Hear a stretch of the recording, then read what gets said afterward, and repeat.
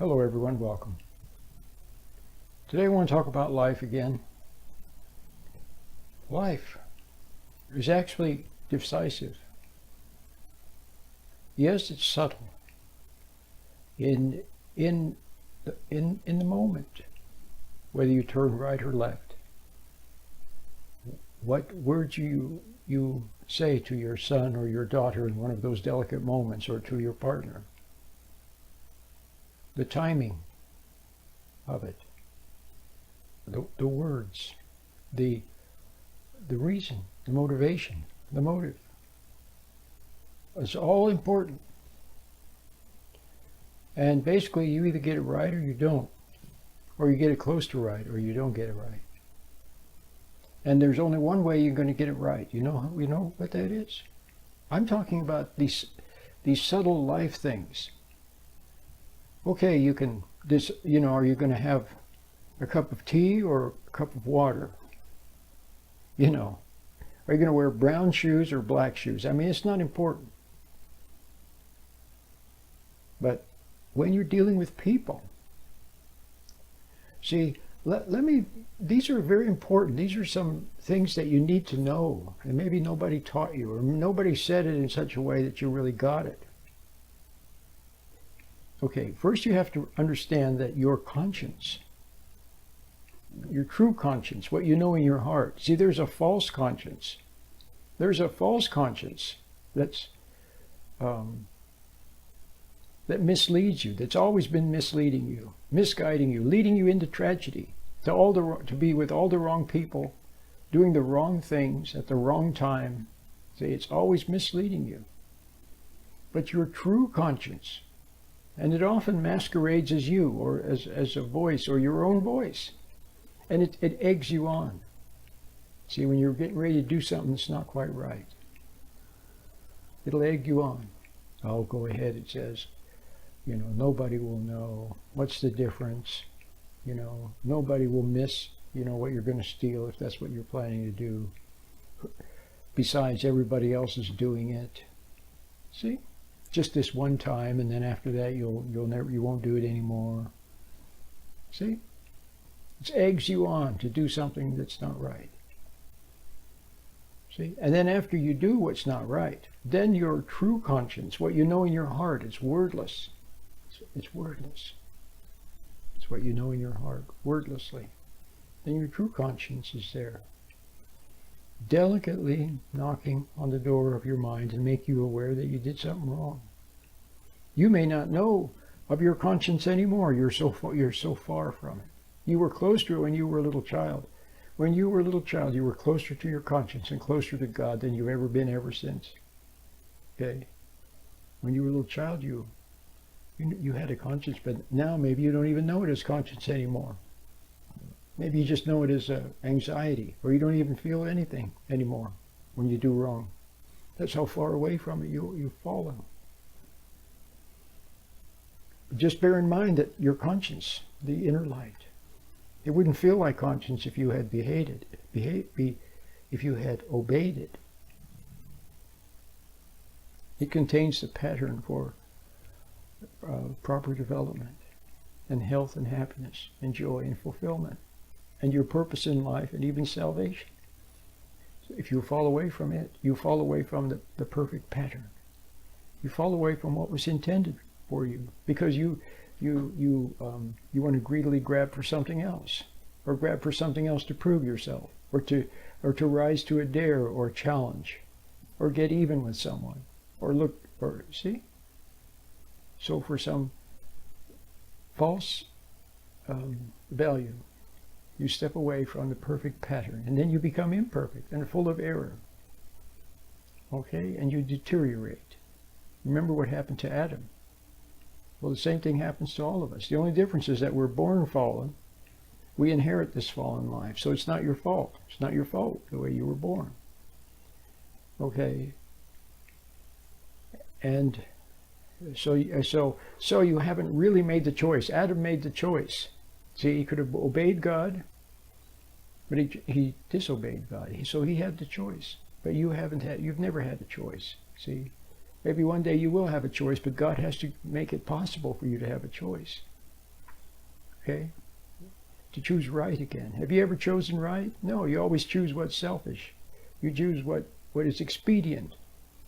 See, what in the short term, what gives you pleasure, or what seems to build your ego. See? The wrong is always enticing. The candy bar or the potato chips are more enticing than a plain carrot or a piece of celery. The naughty person is more exciting and enticing than the modest, decent person. See, and the idea of doing something wrong and naughty is more exciting than not doing anything wrong. See, the lie is more exciting than the truth. Okay. So you've never had a real choice. You've always been inclined toward the lie. See, which seems like the truth to your ego, but later you find out it's a lie. So falling away from the perfect pattern is a big deal. It's not good, but fortunately, God has made provision so that you might once again be reestablished to the proper pattern. But it involves a change of heart. It involves a complete turnaround, 180 degrees, where suddenly you see that what you had believed in the past, see, now you see it's a lie. Now you see it's false. Now you see it's illusion. Now you see it's not good. See? It seemed good at the time. What gave you pleasure? See, seemed good.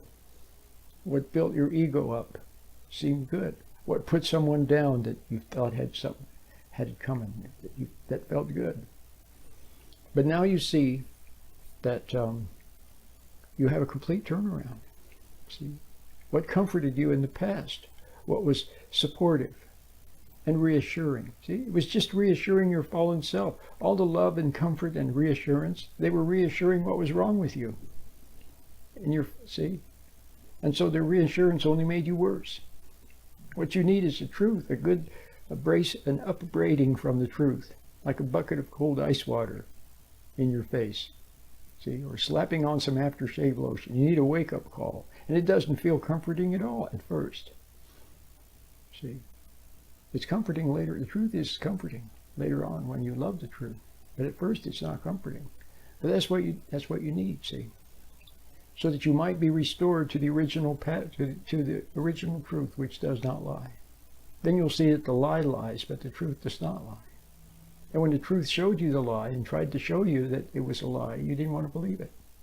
And when the truth showed you that you were wrong, when in your heart you wordlessly saw that you were wrong, you didn't want to believe that either. So you made excuses, rationale, justification.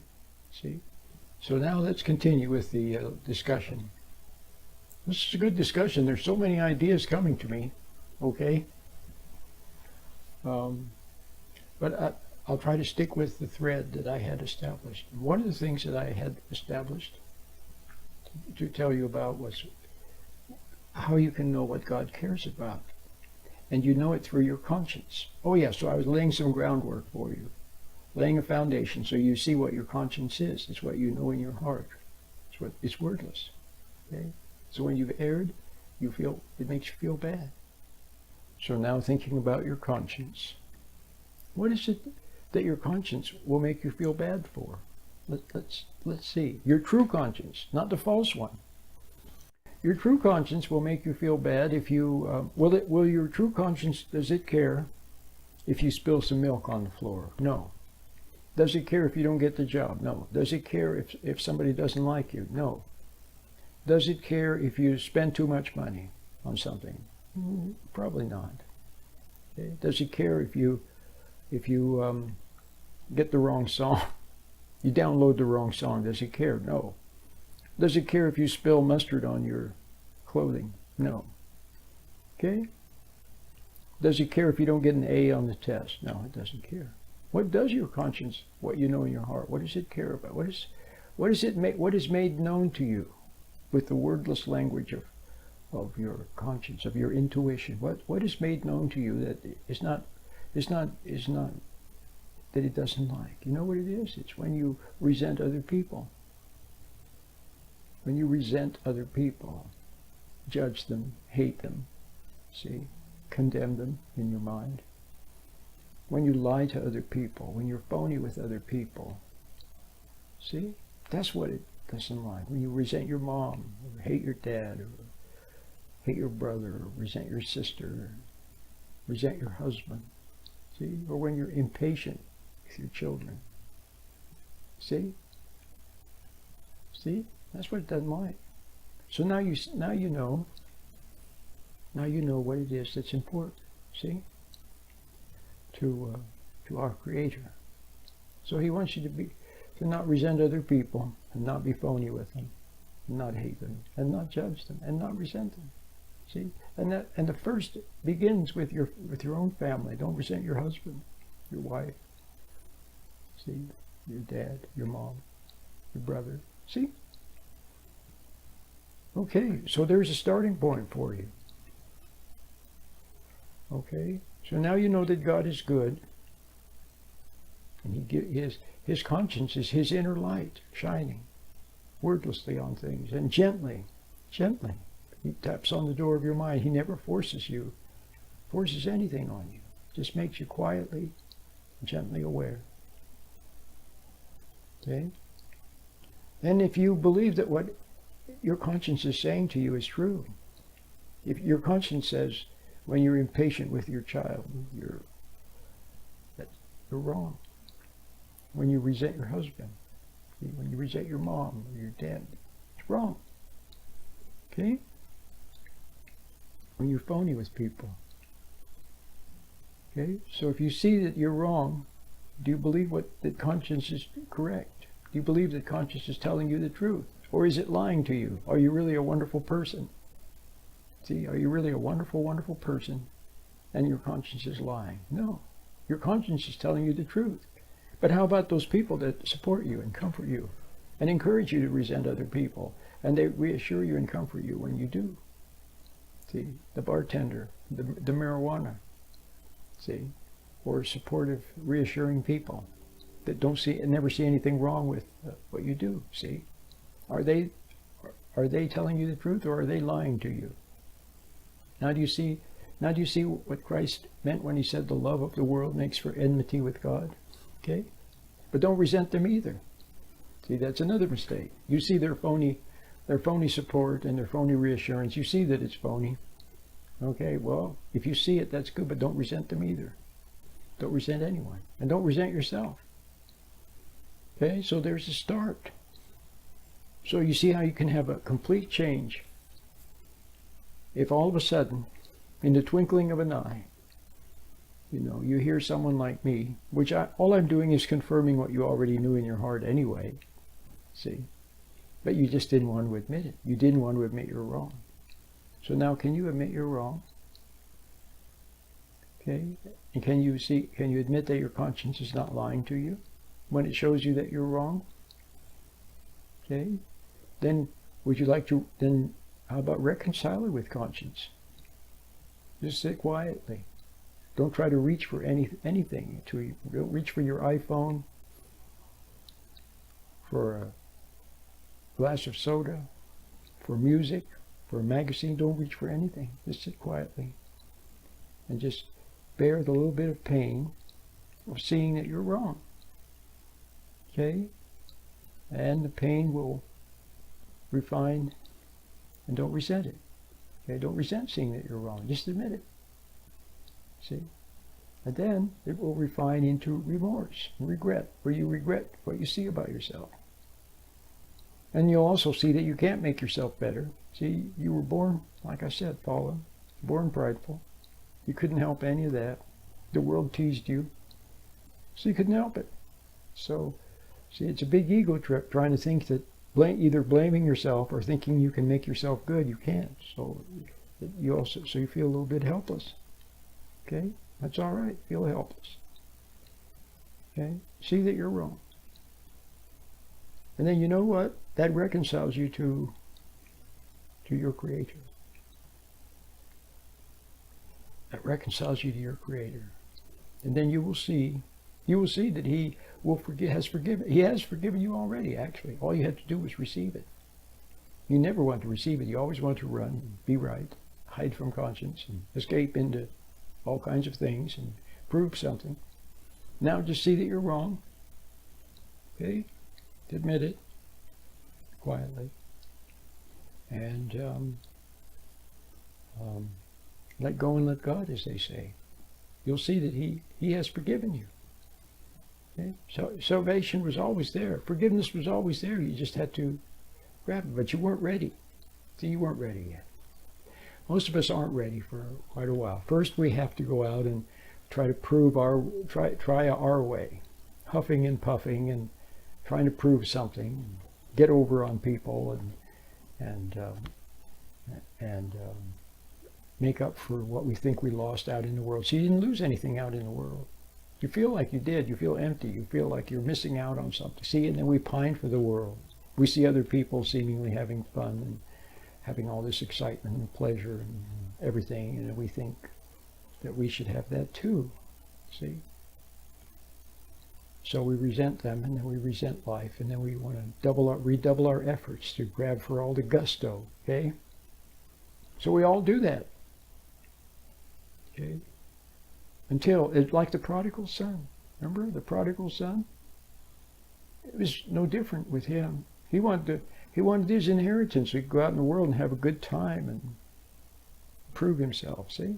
Well, eventually he ended up in bad shape.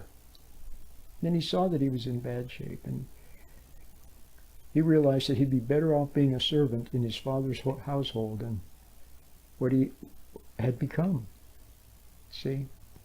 So he made the trek back home, and when he got close to home, the closer he got to the door, the more he wanted to turn and run. He was afraid to face his father.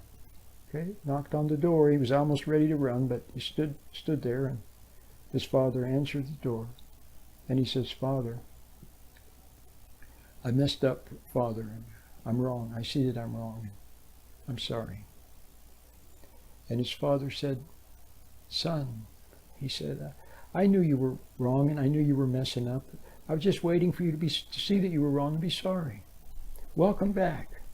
See, I've regained my son. Let's have a big meal. Let's have a feast and be happy. My son, I lost my son, and now my son is back. I've regained my son." Okay? So let it be thus for you, prodigal son or prodigal daughter. My name is Roland.